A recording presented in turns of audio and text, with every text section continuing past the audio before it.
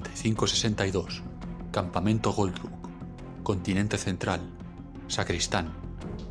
Historia introductoria FDP y de la batalla en las coordenadas 67-68 por el anillo exterior de la ciudad de Terfon IV.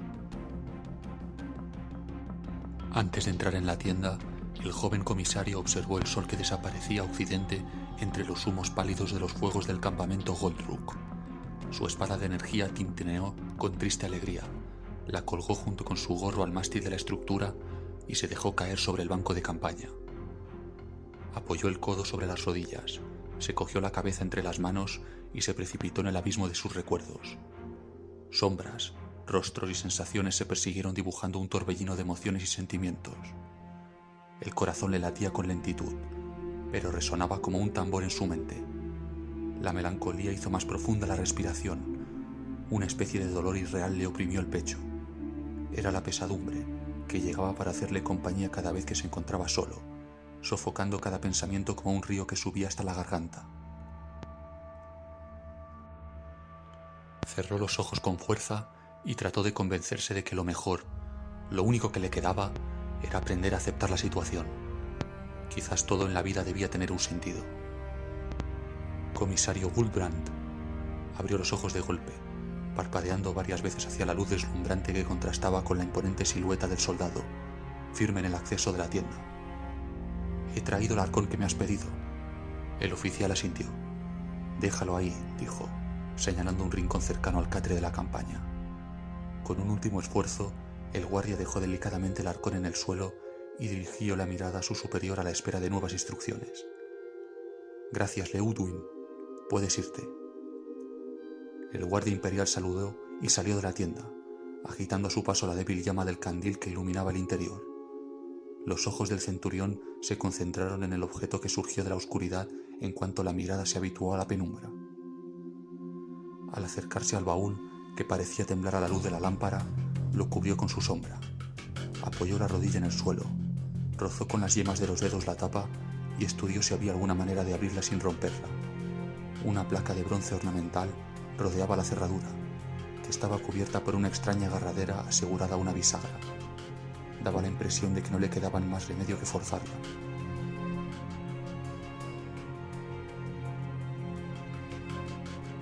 Con su espada de energía y algo de destreza, el hombre trató de levantar el cerrojo sin estropear todo el bagaje.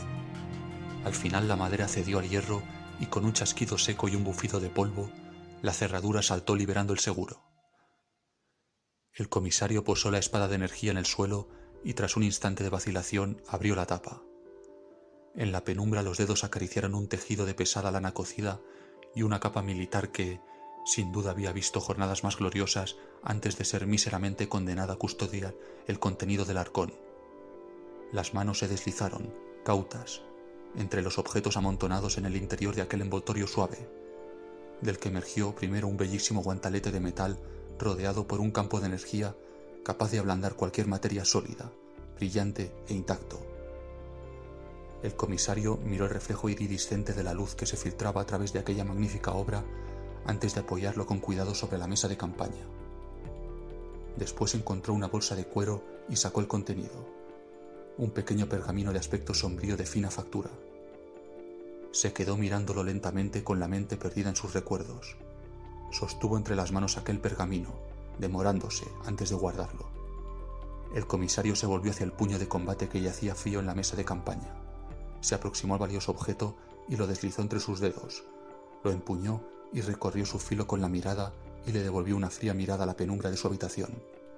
Caecilius, su antiguo instructor y actual comandante de Terfon IV, le había mandado un mensaje muy claro y sabía qué es lo que debía hacer. Semana 1, día 1. Último avistamiento del comisario Guldbrand.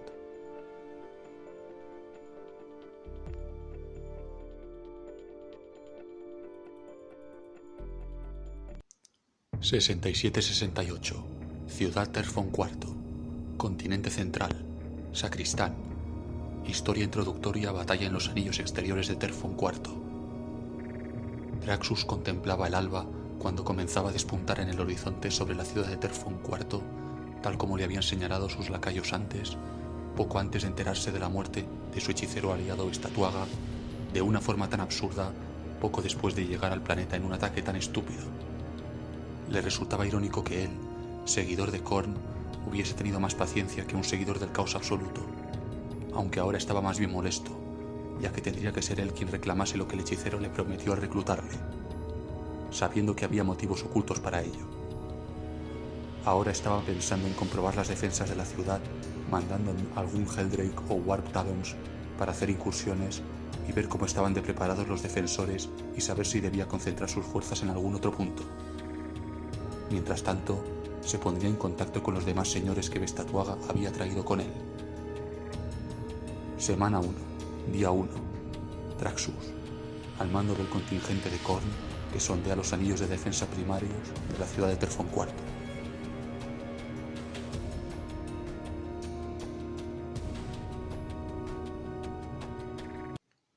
...67-68... Anillos interiores de Terfon IV... Continente central... Sacristán... Historia final de la batalla de los anillos exteriores y comienzo de la batalla del día 2 por el interior de la ciudad.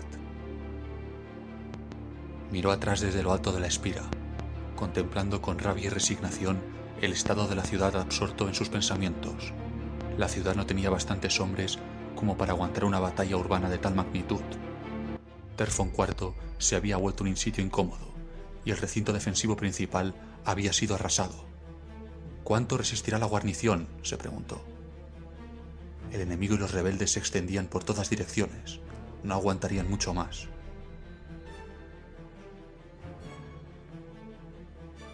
Una figura con fuerte presencia llegó a grandes zancadas, seguida de dos guardias visiblemente cansados. Caecilius, te traigo noticias frescas sobre la situación. Caecilius se volvió hacia su viejo amigo. Si también fueran buenas, sería mejor. ¡Habla! El enemigo ha sobrepasado las defensas primarias. Han enviado ataques exploratorios a los anillos exteriores que han penetrado con éxito gracias a la ayuda de los regimientos 18º y 34º que se han rebelado. Se habían pasado al bando contrario hace mucho tiempo, pero no consiguieron verlo a tiempo. En los anillos interiores continúa la lucha. El regimiento 24º ha perdido a 2/3 partes de sus efectivos y hemos perdido varios de los puntos clave de la ciudad. La guardia urbana los refuerza, pero no podremos contenerlos mucho más tiempo. Caecilius soltó una maldición. Empezó a caminar nerviosamente y solo se detuvo cuando Gulbrand le tomó la palabra. Necesitamos más soldados. Con tan pocos hombres no lo conseguiremos. Conviene que enviemos mensajeros para asegurarnos que la llamada de auxilio es recibida. Con los refuerzos apropiados podremos hacer frente a semejante número de insurgentes. No nos enviarán más hombres, al menos a tiempo, viejo amigo. El rostro de Caecilius se convirtió en una máscara de cera.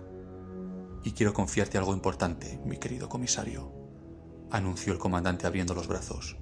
Serás el último baluarte que defienda la puerta del templo del divino emperador.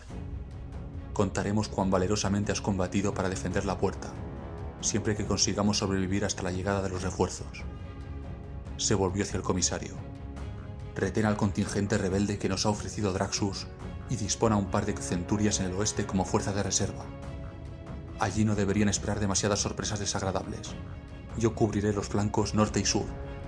Que el emperador nos proteja. Semana 1, día 1, Sacristán IV. Contingente central. Última resistencia desesperada en Sacristán IV a la espera de la llegada de ayuda.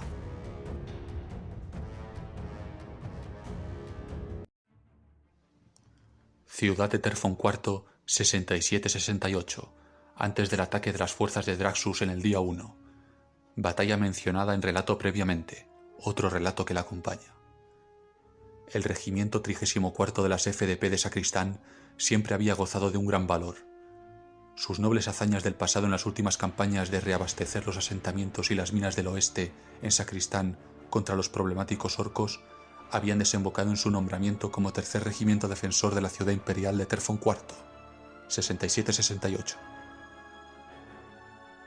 El regimiento 18º de las FDP de Sacristán siempre había gozado de buena reputación. Sus notables hazañas del pasado en las campañas de expansión de las fronteras contra los problemáticos orcos habían desembocado en su nombramiento como primer regimiento defensor de la ciudad imperial de Terfon IV, 67-68, ciudad de vital importancia por su excelente posición estratégica. Forma parte del triángulo defensivo de la zona este del continente central de Sacristán, junto con el asentamiento ubicado en las coordenadas 72-52, formaban una barrera natural protectora sobre el continente sur, siendo a su vez por mar el principal nexo de unión con el mismo, habiendo desarrollado con los años una poderosa actividad comercial que fue clave en su rápido e importante desarrollo. También pasaba por la misma ciudad todos los productos de las explotaciones mineras del oeste de Sacristán.